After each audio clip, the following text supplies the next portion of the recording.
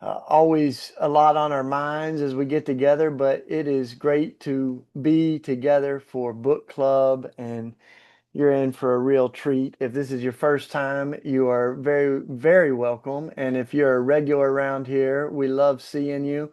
Folks kind of trickle in. A lot of people are watching on the different like streaming channels. Brandon's rocking it back there, making sure everything synchronizes. And so we're usually live on all platforms. We've now got it to where you can just go directly to the Red Letter Christian site. So if you're like, oh dang, I ain't got the right whatever, you're traveling or something, you can just throw it on. We're always recording these so that you can listen afterwards. Some of y'all are probably listening to the recording. Um, let's just start by with a little silence and with thinking of the families that are. I mean, there's so much to think of, but thinking of the families in Minneapolis right now that have been devastated by the latest mass shooting in our country. We think of the families and children in Gaza that are threatened with more and more violence every day, the families in the West Bank and the hostages, the families of the hostages. Just an hour ago, there was an execution vigil. So we think of the families of the victims and also of the those that are facing execution even today. And um, so a lot on our hearts. I don't know what you're carrying, but um, I'm glad you're here. And I just told Chaz I returned from New Jersey just a few minutes ago from chopping up a gun. So that feels really good. And there was a story behind that gun, as there often are. And so what I love about my brother that you'll hear from in just a bit is he's um, one who believes in prayer, but also believes in action and putting our hand to the plow. In fact, he's been with us with the gun chopping from the very beginning. He's been a friend for a lot of years. So I'm going to introduce Chaz. Well, I might as well just say, hey, since you're already there, brother. It's so good to be together. If you don't have the book, this is our book for this month at Red Letter Christians, Uncovering Your Path. We're going to talk about it in just a second, but if you've got it, you can get it out. Even if you're watching on YouTube or Facebook or something like that, you can throw comments. You can throw a little whoop whoop amen in the chats. You can throw a question. Brandon's like kind of watch. He's got some like magic methods that he's watching all of that, and we'll throw it in the chat to us. A few of y'all have the Zoom. We always love it if you can get, in touch with us at Red Letter Christians, and sometimes our regular sustainers and everything get the Zoom link so we can have you on here. We love seeing the folks here. And let me just tell you a few things going on as we settle in. This this month, every month we have morning prayer. And this month's really, really special. We are honored to have with us a number of guests from Palestine and from the West Bank. In fact, there will likely be more than even just the images on here. But Jonathan Wilson Hartgrove and I uh, coordinate morning prayer in the first of each month at 9 Eastern time. And we'll have folks that are telling their stories as Palestinian Christians. And we'll also be hearing about the conference coming up this month. There's a really unique conference outside of Chicago called Church at the Crossroads that will center a bunch of incredible Christian Palestinian theologians and pastors. So I'll tell you about that in a second. But some of y'all that are using Common Prayer, you know that we're doing a remix because it's like 15 years old and a lot's happened in the last 15 years. So if you go to the website, you can offer songs, prayers, dates that have been significant. We're keeping track of all those, even typos. It was a 500-page book. We got a few typos here and there. So we're like doing an updated, revised version of that. So um, help us out with that. So this is tonight, y'all, book club. And then next month, in two weeks, we are gathering for the Church at the Crossroads Conference. There's like 300 or 400 people that have registered, but there's room for a few more. I think we max out about 450 or something. So if you haven't registered and want to join us in Chicago area, do it, y'all. Red Letter Christians is one of the sponsors of that. We're going to do all kinds of stuff. We're launching an entire campaign called God Loves Gaza. And there's going to be all kinds of initiatives that we're doing, and we're announcing them at the conference. So then a couple months later in November, we're doing our annual Peacemaker Summit here in Philly. That's when we get like folks that are blessed are the peacemakers. So folks working at all the intersection of violence, whether it's nuclear weapons abolition, gun violence, just de-escalation work, heart work, conflict management, anger management. But we also get all of our blacksmiths together. So we fire up like 3 or 4 forges and we melt guns down. So if you've never seen us do all that, you're welcome, very, very welcome to be out here. It's going to be really special. So go ahead and register for that because we only got room for about 150 or in November. So check that out. And then next month, just to give you a heads up, I don't know if you've seen this one, Chaz, but this is our buddy Zach Lambert. He's a great pastor down in Texas. Better Ways to Read the Bible. It's such a good book. He talks about 4 really unhelpful ways that we've read the Bible. And then he gives 4 beautiful ways. The subtitle is Transforming a Weapon of Harm into a Tool for Healing. So our brother Zach offering some thoughts on how we read the Bible. And he'll be with us at the end of next month. So grab that book, join us. But tonight, it is a gift to have a dear friend and brother, Reverend Chaz Howard. He is, among many things, the chaplain at the University of Pennsylvania. Tells a lot of that story in the new book. He's also a vice president. He's got an entire initiative that I had the honor of being a part of, Equity in Action, and a whole department, a whole part of Penn that is committed to justice and equity. And we may talk a little bit about this, but the University of Pennsylvania, one of the beautiful spots here in Philadelphia, runs a great there's all kinds of there's the Wharton School, there's the hospital, all these different schools that are a part of it. But what it's also history is that it's put out the most millionaires and billionaires of any school, I think, in the world, right, Chaz? And I mean, I'm sure that's a pride point for some, but it's also a point that that's not all we want to be known for. We want to be known for justice and for equity and for trying to do something about the gap between the billionaires and the rest of us. So Chaz has been pioneering so much of that. I only found out, I'm embarrassed about this, bro, but as I was reading Uncovering Your Path, I read, he's got these little footnotes like, oh, by the way, my dissertation turned into a book, Black Theology as Mass Movement. And then he's like, oh, you might want to just, if you want to read more about this, check out my other book. So he's written a bunch of books. And but this is the newest one, Uncovering Your Path. And it's spiritual reflections for finding your purpose. Good to see you, bro. Thank you for this book. Thanks for your friendship. Thanks for being here with us tonight. It's a blessing. It's a blessing to be with you, my brother, and to be with everybody here. I've recognized a whole lot of names on the here on the Zoom, and much love to everybody on all the platforms. I'm so excited about so many of the upcoming events with Red Letter Christians and Raw Tools. And just today, I'm wearing a wood ring that was made from the barrel of one of the guns that you and Katie Joe chopped up in the last couple of years, and um, I wear it because it reminds me that hard things Hmm. can change. Hmm. It reminds me that even the most difficult of situations can be transformed. Hmm. And those could be situations in our lives. Those can be situations in a city. It can certainly be situations in a country and a world. Um, and if those things that were intended to bring death can be transformed into things that are intended to cultivate life and beauty, then there's still hope. Mm, mm.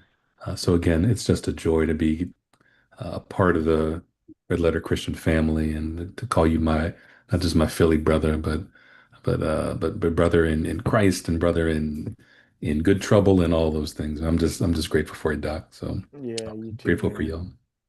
Thanks for letting me talk about the book a little bit. Yeah.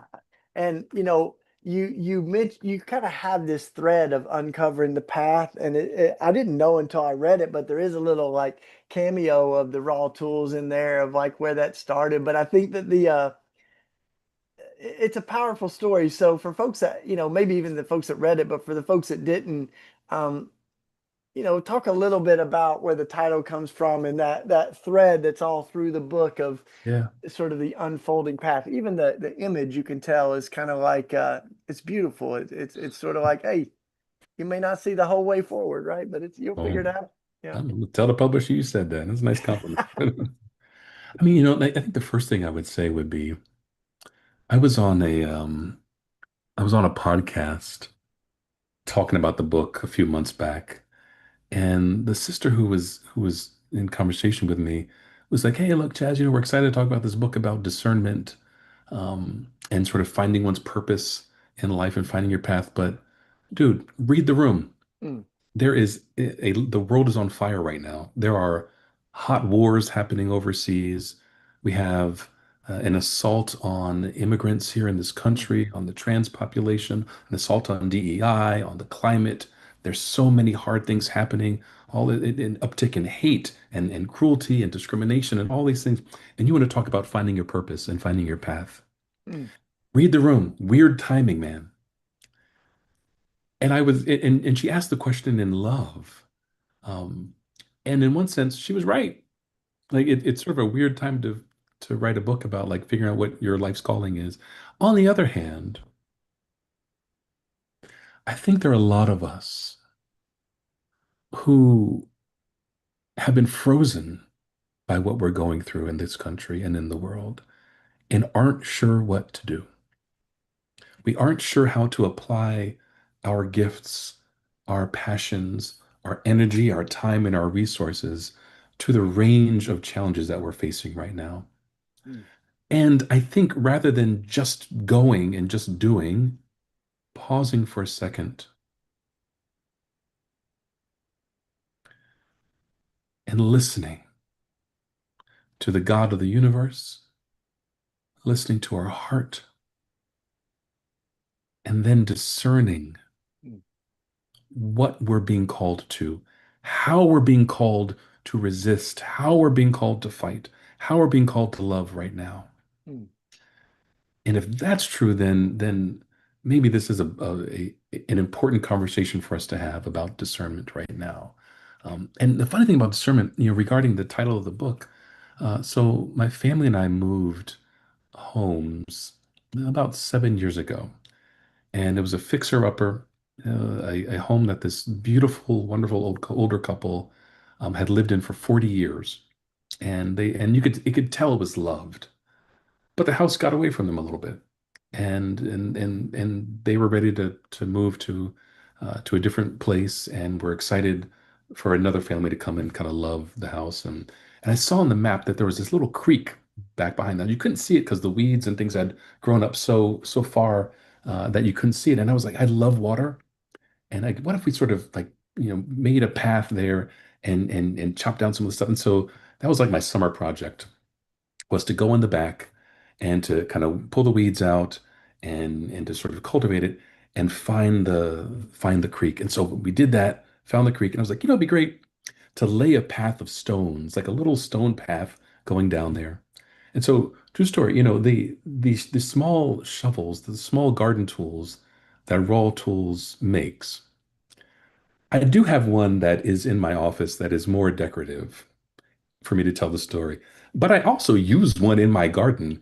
And and so I mean these things aren't just like, for show.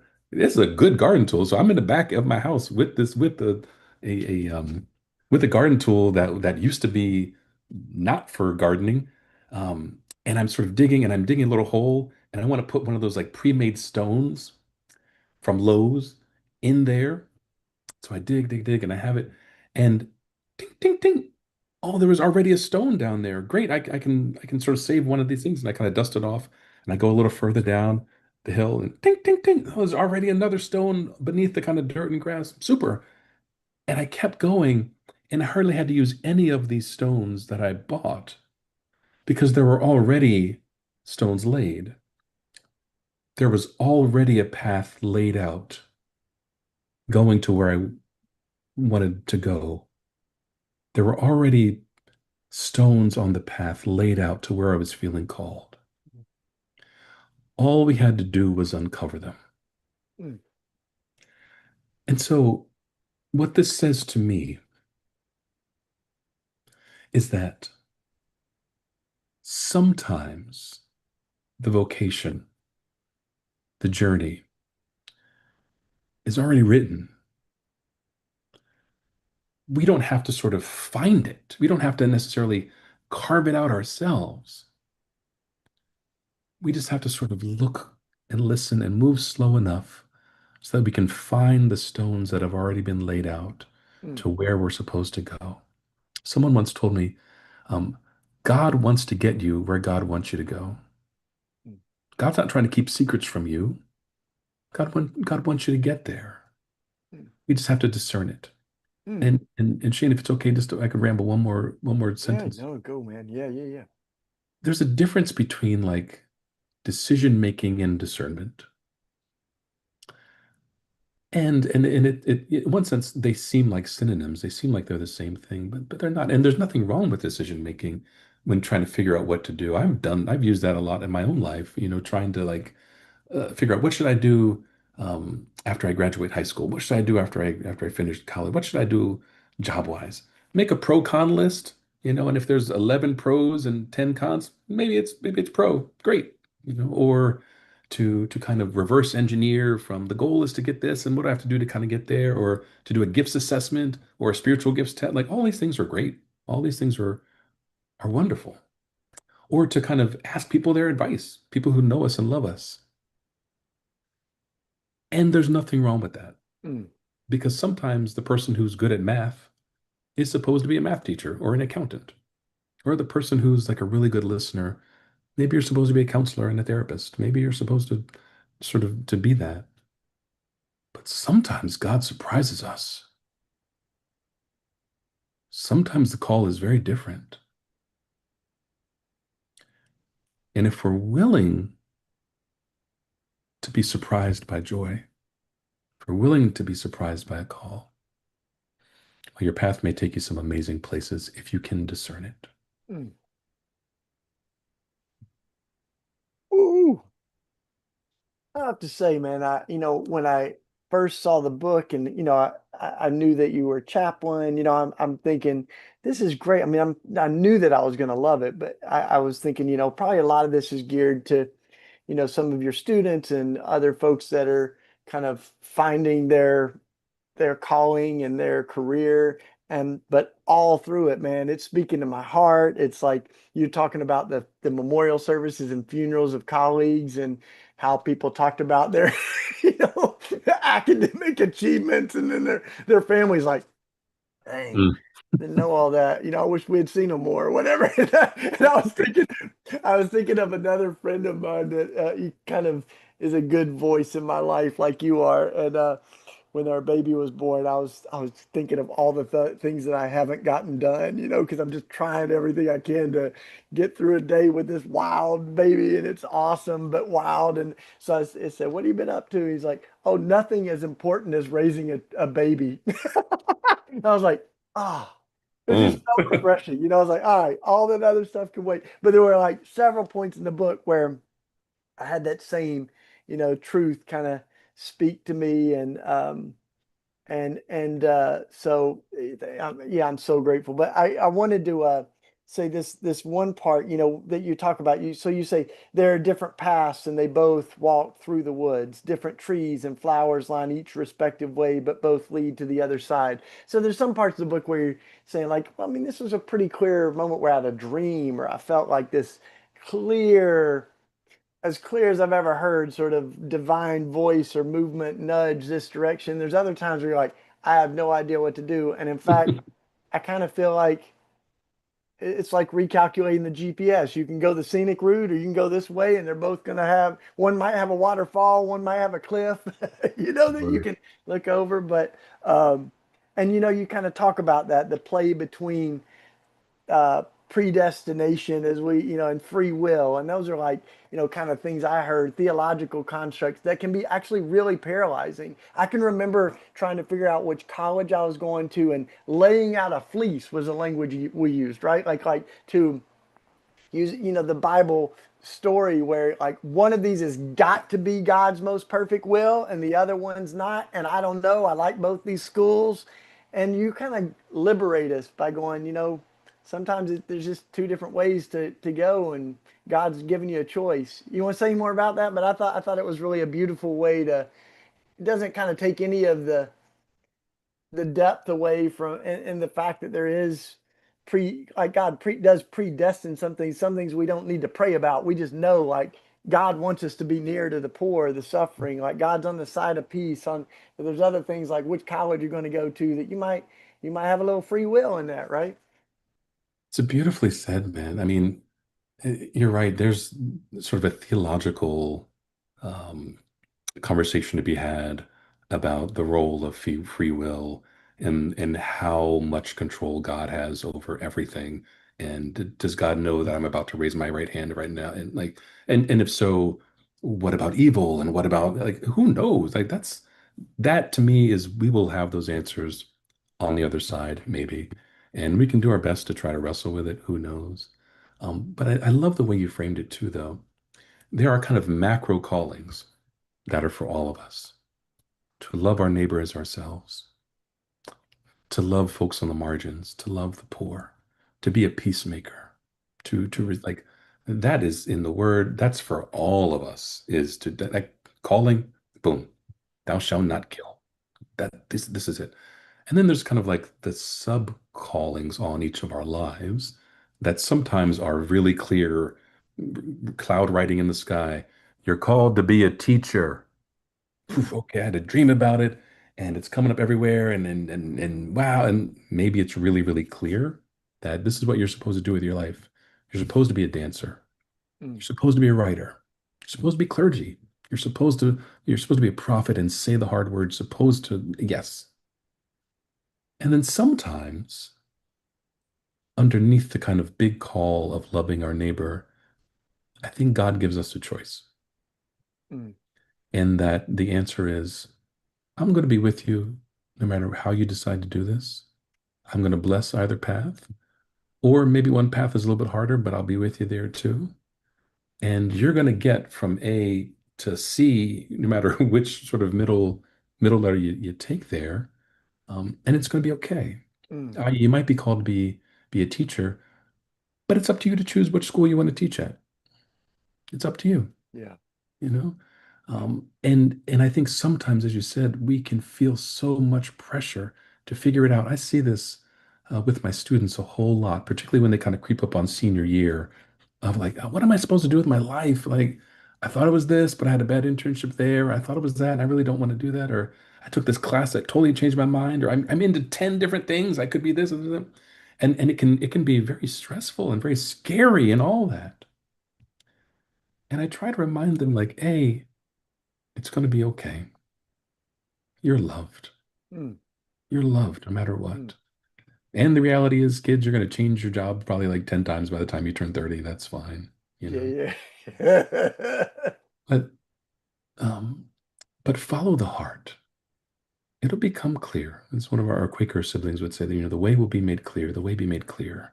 If the way be made clear, then follow it. Mm. I think is something I try to remind them. Yeah, and two of the other uh, kind of things you invite people to pay attention to are the Teresa quote, which is pay attention to what kindles the love in Mm, you, right? Like, and I remember someone, I was talking about whether I was going to be single or married, and I was really wrestling over that for a while. And I remember one of my mentors saying, um, what helps you love better? What helps you love better? And I think that's a similar way of saying like what what brings your love alive? What helps you love your neighbor better? What helps you like what kindles the love in you? That was a really beautiful one. And then the other one that you mentioned was I think it was when you were in India and you were talking to this person there that and they said pay attention to what is gentle and effortless. Mm. And I thought both of those, what kindles the love in you, what's gentle and effortless. I mean, those are good indicators that you are moving in the spirit, right? Amen. And I needed to be reminded of those today too, bro. So thanks Mm, for for mm, telling me about. Yeah, it's Teresa of Avila, Carmelite saint from Spain centuries ago, um, has this beautiful quote, and she says, "Remember, if you want to make progress on the path and ascend to the places you've longed for, the important thing is not to think much, but to love much. So do whatever most kindles love in you. mm, mm, You do whatever most kindles love in you." That's a very different compass than do whatever you're most good at, do whatever is going to make you the most money and make you the most successful. Do what everybody's telling you to do what everybody around you is doing, even if these are good things people around you are doing. But when does love bubble up in you? And when mm, do you feel like, yes? And then again, there's a brother named Jayesh Patel in Ahmedabad, India.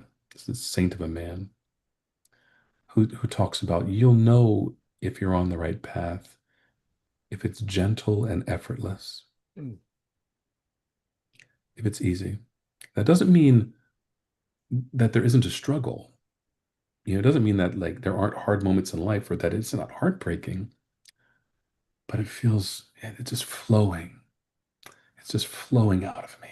mm. That's when I think you're in sync. To use another phrase, or you're kind of moving in the spirit. If it is gentle and effortless, this is right. Trust. Mm, mm. So good. So y'all feel free to write thoughts or comments or questions. I wanted to read this little section because some of the book gets really personal and it's also like you're finding your way through I mean you a lot of different points you go, you give us some snapshots of growing up, but then also like um some big decisions of whether or not you were going to stay at Penn or take a different position and um but this one I thought was fantastic. I mean, it starts, with the hard story of your parents passing when you were young and the importance of your sister in your life, and then she had sent you off to this camp. So I'm not going to give it all away, y'all, but I'm just going to say I'm going to read this little part. So you're at the camp, and you say, I quickly realized that I was the only person in the camp who was black, including campers, counselors, cooks, and groundskeepers. My sister somehow forgot to mention the racial demographics of the camp, but that's not all she forgot. The first Friday evening rolled around, and we made our way to the rec hall, which was a multi-purpose building that served as a cafeteria, theater, and auditorium for gatherings. And when I walked in, several guys put on their heads what I described in a letter to my sister as little caps. They then began to sing songs in a different language, and it finally dawned on me that this wasn't just a predominantly white camp. It was, in fact, a Jewish camp. And but then you keep going to say like you just said, hey, I must be here for a reason. I'm going to make, be fully present. I think you went for like a decade after that. So, but it feels like that's got to be one of those formative moments where you realize, you know, I'm going to try to find God wherever I am, and I'm going to try to learn from the people that might be really, really different from me. But you also said, you offered them a glimpse into your life so that they might see, hear from a world that might be a little different from what they've seen too. So, you want to say anything more about that and what you learned from it? You know, it's funny, my wife when she read a draft of the book, was like, "You're sharing a whole lot in this book. Like, you're kind of vulnerable in this thing. You sure you want all this in here?" And I was like, too late now. Yeah, my sister ended up being my primary caregiver from age 11 on. She's 13 years older than me, so she was 20, I guess like 23, 24 when she took me in. And as Shane said, found this summer camp for me to go to way up in Maine.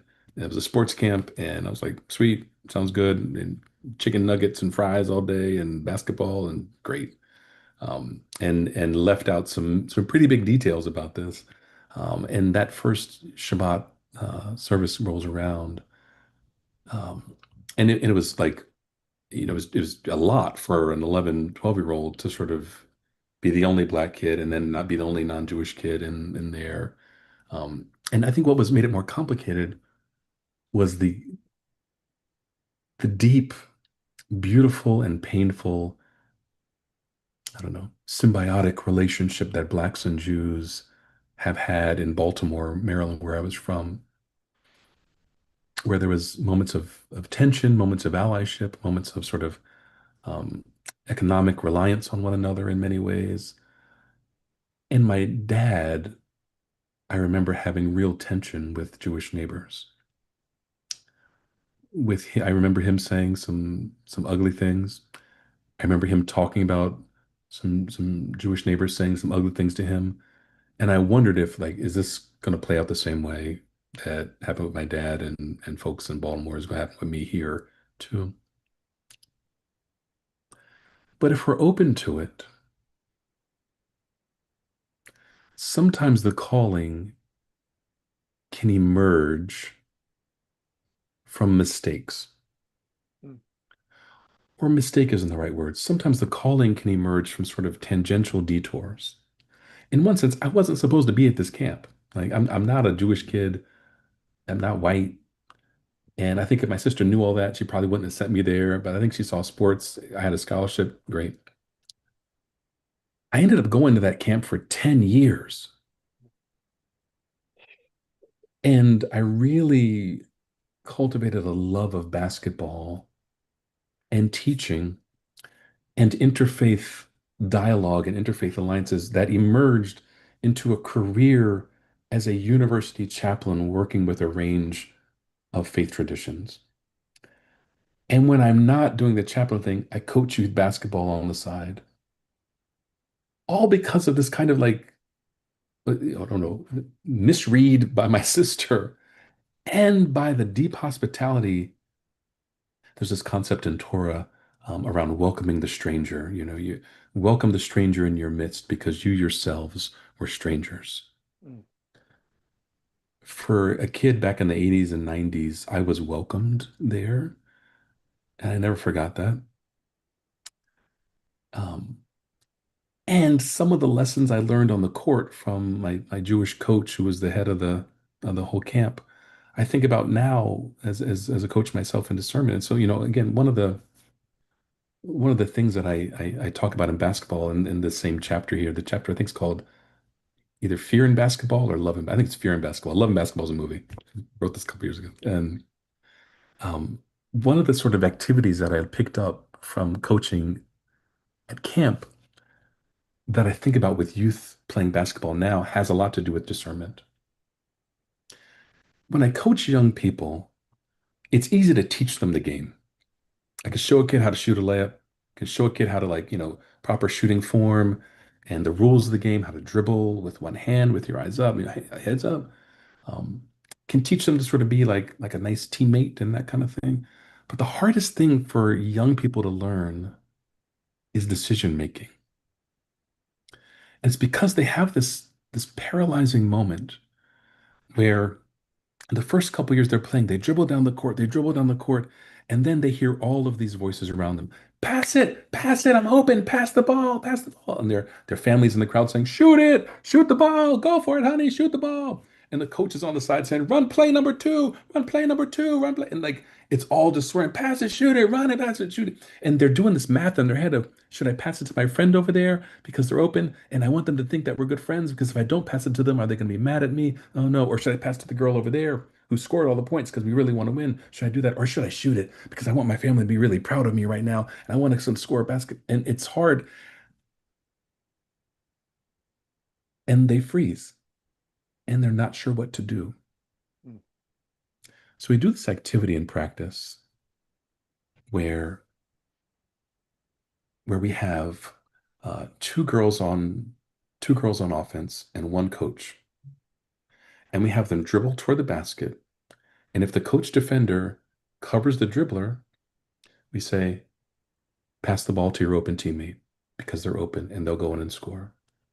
If the two players are dribbling down and the one defender covers your teammate and the lane is open for you, dribble in and score. The way is clear. And we encourage them to see what opens up for you. Don't force it. Dribble the effortless way. If they're open, pass it. If you're open, go on in. mm, And this is true in life. Again, we have so many voices calling us. But what feels easy? What is open? And what is the voice inviting you to do? mm.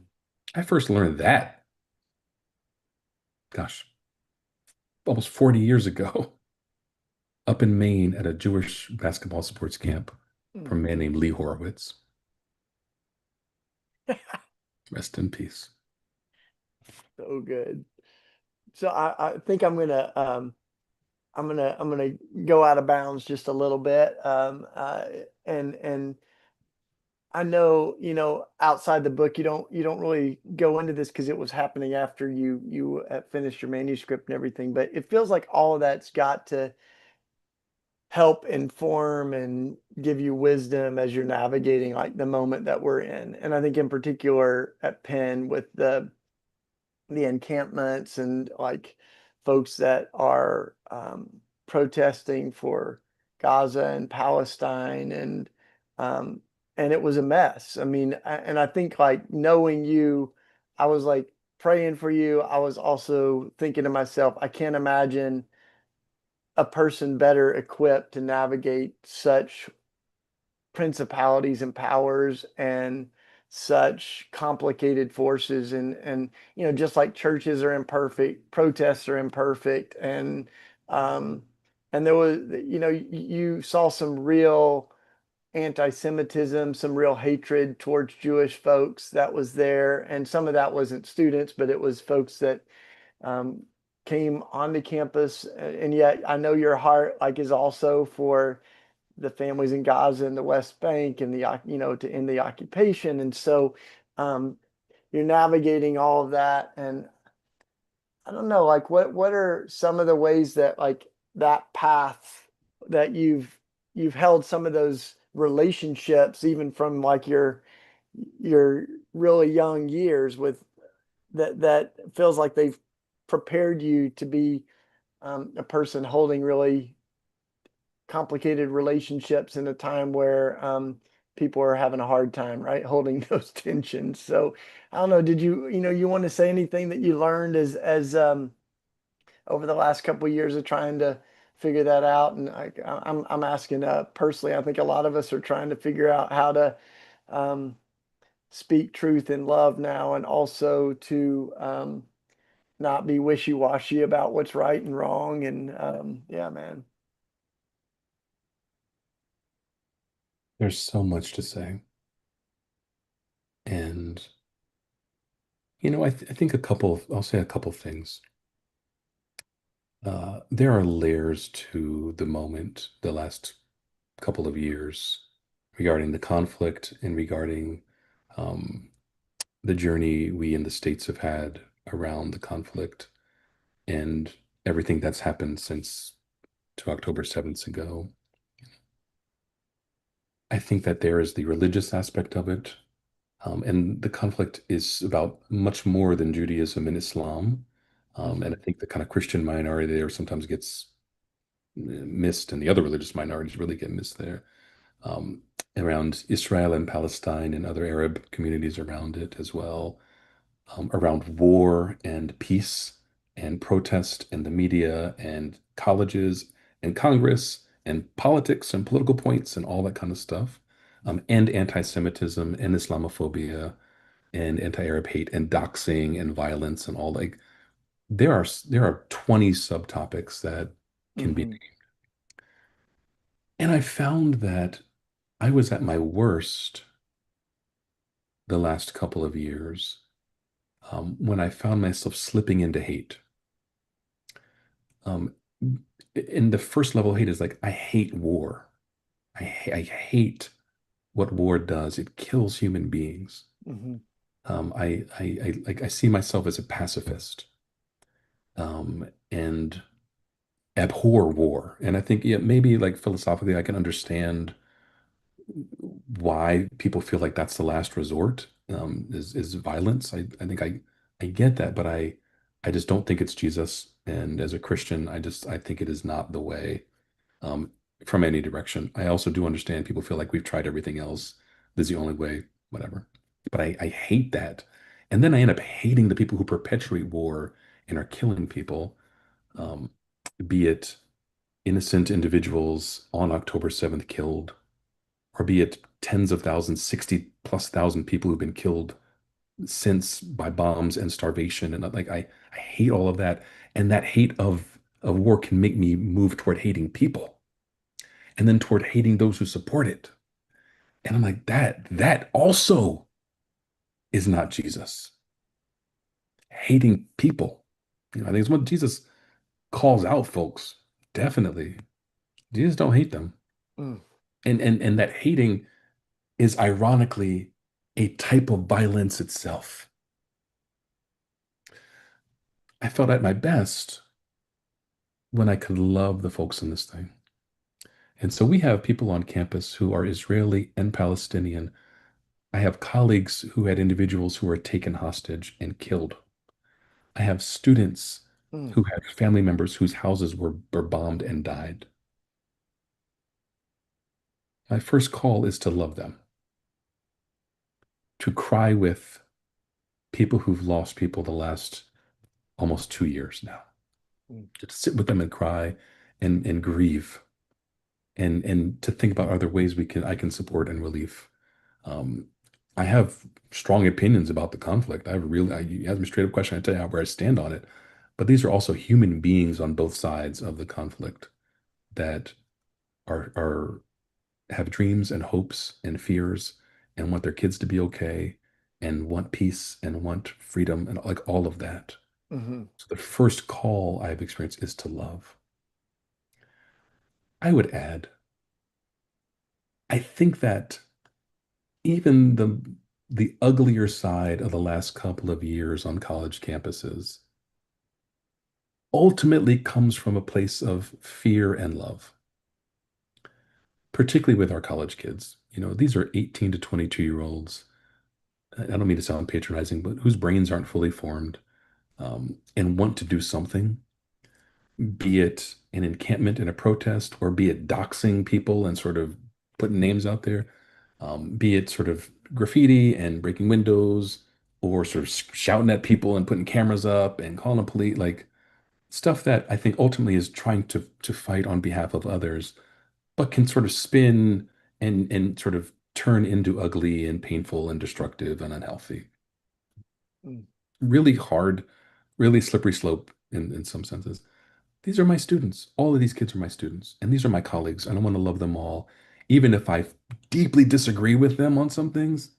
Like that's my friend, Mm. that's my colleague, and we can have a real conversation about it. But I want to love. And again, if I want to hammer this home, if we are fighting without love, if if hate is the fuel, even if we're right about something, if hate is the fuel, we're doing it wrong. Mm. Mm. And brother, you and I have been a part of several different kind of issue, resist, protest thing, a range of things over these years. And one of the things I've always admired about you, Shane, is like I have not once felt you coming from a place of hate. Not once. Like I've felt it has been love on behalf of those who you are risking arrest for, those you are risking your life on behalf of. And and weirdly and beautifully, I've seen you love the people who are on the other side of this thing. I sitting getting arrested next to you. and you're asking a cop, how can you pray for them? Bro, we're protesting police violence against us, and you got your arms behind your back, and you're like, hey man, like, appreciate you being gentle with us. How can I be praying for you? This guy locking you up, bro, pulling your shoulder out of socket, and you're like, how can I pray for you? I'm like, that's it right there. It's a beautiful thing, man. So, like, so again, that is, I've tried to continue to return to that, even as, colleges and universities are under deep scrutiny around anti-Semitism and 20 other issues, Yeah. and people scoring political points by bringing us in front of Congress and doing whatever, and some of that is sincere, some of that's not sincere. To return to love. Mm, mm. Hallelujah. I mean, I was thinking of a lot while you were sharing that. There's so much there. Um, but also thinking, I think, there's so much that Dr. King has shaped and informed and really like brought to life, like what it looks like to live the gospel and to follow Jesus and to love. And when he says that not only are we called not to kill our enemies, we're called not to hate them. Boom. And yeah, and the other thing I thought of was we had this powerful, it makes my arm hairs stand up when I just think about it. This panel of conscientious objectors to war that Red Letter Christians we did with a bunch of other folks, but we had this these young people, and there were older folks too that were refused to fight with Israel, but particularly these 18-year-olds that went to jail, like in the last year or two, for Mm. refusing to fight with the IDF, the Israeli army, and carry out orders in Gaza that would violate their conscience and their heart. And one of those, she was like, I think like 17 or 18 when she went to jail, Sophia Orr, and she said, I was like, it's how did you discern that, to use your word in the book? And she said, well, actually, I decided when I was 15. Oh, She said, I decided when I was 15 years old. And of course, I'm thinking back, that's even before, October 7th. Like she just decided I'm not going to kill, like it's not going to heal anything to participate in the violence. And then in the next breath, we heard from a young man named Ahmed who grew up under Hamas in Gaza and actually had a bullet in his neck from the Israeli military. And he talks about how he chose not to fight and not to kill and took the way of love.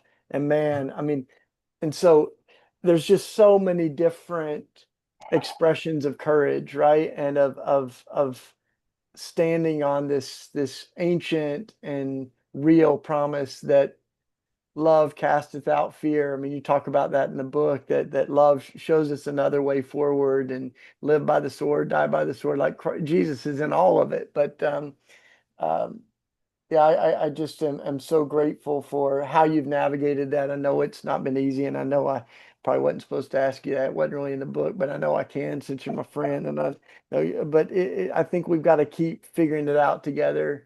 Um, and yeah, these are going to be some wild times ahead, I think, and to keep choosing love in the face of all the things that would push us to hate. And it also occurs to me that Dr. King decided to get rid of his guns after someone tried to bomb his beautiful house, right? story. Like that encounter that he had with God, that just deepest conviction ever that we are not going to build a better world by It's, mirroring the violence, man. Yeah. dude, that I think people miss this story about King. During Montgomery bus boycott, this is early King. He's still like a very young um, new pastor there in Montgomery, and kind of is thrust in to become the face of the early chapter in the movement. Someone bombed his house while Coretta and his first child and Yoki were sort of in the back. And by only the grace of God, they survived because the bomb was in the front and they were in the back of the house. They survived. King was at a rally getting people ready for the next day and is pulled out of this rally and goes home, unsure if they're alive. And they're alive. He gets there. Daddy King, Martin's dad, gets there, pulls out a pistol and gives it to Martin, tells him to keep this thing because they're coming back. Martin Luther King gets rid of that gun after people tried to kill his wife and kid. Mm, Refused. This critical refusal, mm, critical of Marcusian and Angela Davis term there, critical of a violent country and a violent MO, and refusing to participate in that, mm, but not sort of staying out of the thing, pushing into the debate, pushing into the moment, and pulling people to a different space, and again, to me, the real hard measurement right now is asking ourselves, how am I doing with hate right now? Because it How am is I doing? really easy to hate. I'll be very frank here. Really easy to hate Donald Trump right now Mm, and to hate people who are around him and to hate people who voted for him. I mean, I don't think my politics are a big secret here. And I think the measurement for me, there was some video when I used to be on social media, some video online where he was walking, holding hands with his wife Melania, and he reaches for her hand and she pulls it away and sort of, and there was a little bit of me that was like, that's right, girl, get him. You show him, girl. I'm glad somebody's being mean to you. And it hit me. I was like, that is awful for me to cheer for personal pain for him mm, or to make jokes about his weight or his hair or his complexion or the way he talked, like just like the kind of petty meanness about it. There's a role for humor in the movement and resistance. Sure, that's different than like wishing ill on a man. mhm, Or when the tragedy happened in Texas, um, with the sort of natural disaster that happened down there early this year, and to be like, oh, red state, like there's something really dangerous yeah. about that. Mm, mm, Still believing that even the cruelest, most fearful among us that are violent in a way can ultimately be turned into something beautiful. mm, That nothing and no one is beyond change. And certainly no one is beyond redemption, and no one is beyond God's love. That doesn't mean we agree and go along with it. That doesn't mean we don't call out ugly and call out violence and call out hate and cruelty and fight with every bit of us. But to make sure we're not hating even the most hateable people, to mm. make sure we're not doing that. What's that Nietzsche phrase? Be careful when you fight with monsters, lest you turn into a monster yourself. Yeah. Mm, mm. That ain't the way. That ain't the way. That ain't the way. Ooh. Well, we got a few minutes left and oh man, there's so much. I got all my little notes. I got all my little scribbles, bro. But I wanted, even as we think about Dr. King, that he died with the sanitation workers in Memphis, and I thought of that as you're describing your time in this beautiful community in India. So you kind of talk about that near the end of the book, but it's this idea that we descend into greatness. And one of the people you were there with said that they. Um, I don't know. I think they're trying to hear from God. They go clean a toilet, and I mean it's obviously um you know that the example of Jesus too, right? Is it leaving all the glory of heaven to enter into the suffering from the moment he came into the world until the moment he was executed, and just showed us love. And so maybe tell a little bit of that story and that community, because it feels like that's at the heart of, I mean, it's the heart of our Christian faith, but it's also, um, I think, so much a part of who you are, man. Who you are. The way up is down. The way up is down, you know? I think there's something, I think the theologians around us would be like, it's something not great about thinking about like heaven is up in the sky and we're down here. But on the other hand, I mean, I think this image of Jesus coming down to be with us, Mm, incarnate with us, Emmanuel, meaning God with us, and Jesus coming down from heaven and robing God's self in humanity and being Jesus and not living in Jerusalem or Rome, but living in kind of the marginalized populations of kind of like Bethlehem and Nazareth, um, and not moving through life as kind of like a high profile, powerful politician or religious leader, but like a carpenter who in many ways was very unhoused himself, um, came down to lift others up. Where did Shane Claiborne and the others who founded the Simple Way choose to go after college? Mm. Not Washington, D.C. or New York City, not to the suburbs and kind of live out here, not to Wall Street, but to one of the more challenged yet beautiful sections of Philadelphia, to be down with us. And you'll hate me for saying this, but like, but look at where Shane is now. You know, the way up is down. That's one thing I learned in India, in a sense. I've learned from Jesus, but I think this also transcends Christianity. I mean, this is Moses, who's raised in Pharaoh's palace, who comes down to be with the enslaved and kind of goes out into the margins there, way out there to be a shepherd, and kind of comes back there and forfeits all of that, so being the prince of Egypt.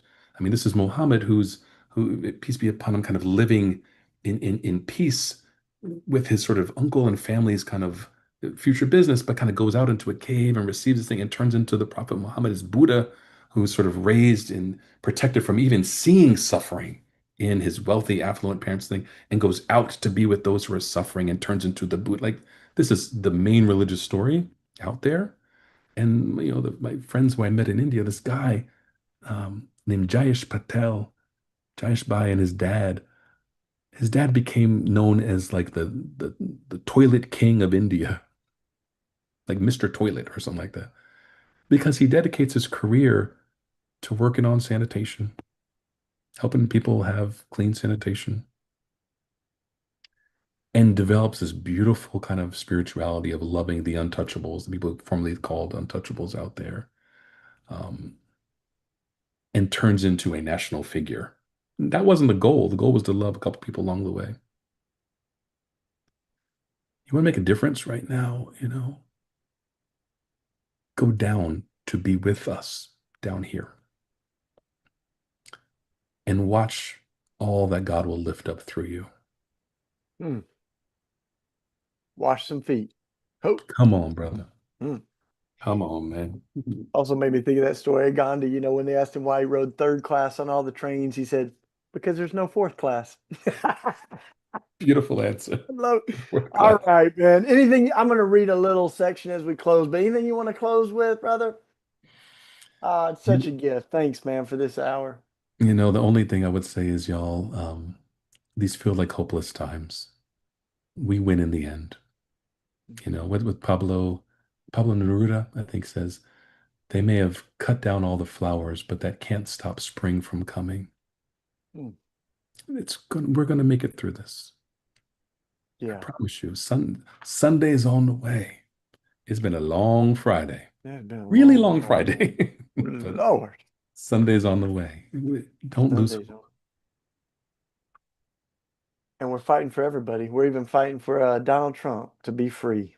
And we'll Amen. all be better off if he can be free, if we can all be Amen. free. I was thinking tonight, I just got to be with the wondrous um, Desmond Tutu's daughter, Naomi Tutu, and she's an incredible theologian and scholar and pastor. And we were together, and she was talking about how one of her friends there who's like an archbishop now, but he was with her, and he said they were recalling stories from apartheid and the fall of apartheid, and as he was beaten and jailed and dehumanized, um, his response, and she was really funny because she said, I knew the Lord put him in that place because I had a different response, but she said his response was, they have they have lost their humanity, and we get to invite them back into it. Like Oof. literally about the people who were beating him. Whew. Oof. And I think that kind of groundedness, that kind of faith, I mean, Yes. it's got to be from a strength beyond ourselves. And So we're fighting for those even who have lost their own humanity. Come And on. well, let me read this, man. I could keep, we'll do it again soon. By the way, we Chaz and I we love doing stuff together, so we'll do some more. And you're not you mentioned kind of in jest that you're not huge on the social media, but folks can grab this book and where other places that people can keep up with you. I mean, you want to mention any places you're writing or doing work? Yeah, I have intentionally deleted all of my social media accounts. Um, but you can, I'm in Philly and Yeah. not too hard to find my email address on Penn's website. And if you're in Philly, I always love grabbing a cup of tea, cup of coffee, going for a walk. Hit me up on email, call. Would love to do that. And you can find my stuff on Penn's website. But yeah, you're not gonna find me on Facebook or certainly not X. You're not gonna find me there. God bless them. But It no, just it didn't feel gentle and effortless. I'm thinking, very yeah, it hard. didn't kindle the love. Yeah, I get it. I get it. All No, right. sir. So this story is near the end of the book, y'all. What a gift tonight is. So he's telling the story of this experience in India and says they're in the home of a family. We sat on the floor made of waste and drank chai that had been made from a goat that was cared for by this small village. That goat was right outside the door of the home that we were in, and the tea was heated over a small stove, powered also by cow's dung. It was dimly lit, but bright enough for me to see the faces of our hosts and for them to look upon mine. The chai was delicious and the best cup of chai that I've ever had. Our time shared together was gentle. Our presence with one another felt effortless. I'll just stop there, but I hope y'all will read the whole thing and think that the invitation to go down, the way up is down, the way of love, you have parts of that small is beautiful. Do what kindles the love in us. Lean into what's gentle and effortless. Thank you, my brother. Chaz Howard, Much love. uncovering your path. The book's a gift, and you're a gift. Love you so much, my brother. Much love, Thanks, bro. y'all, for tuning in. Thanks, everybody. Take care. Talk soon.